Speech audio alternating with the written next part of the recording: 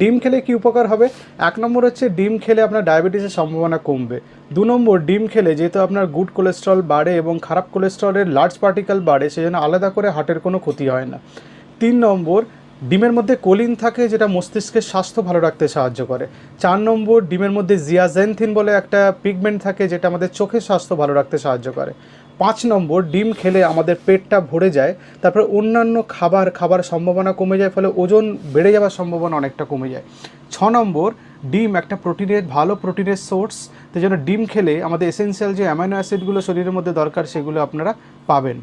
7 নম্বর, ডিম হচ্ছে খরচ কম, সস্তার একটা আমিষ জাতীয় খাবার, যেটা অত্যন্ত ভালো এবং সেটা আপনার শরীরের জন্য ভালো। 8 নম্বর হচ্ছে, ডিমের মধ্যে কিছু খনিজ পদার্থ, কেমিক্যাল, ক্যালসিয়াম এগুলো থাকে যেগুলো হাড়ের স্বাস্থ্য ভালো রাখতে সাহায্য করে। শুধু ডিম খাবেন না কেন, এতগুলো ভালো যখন ডিমের গুণাগুণ কার্যকারিতা।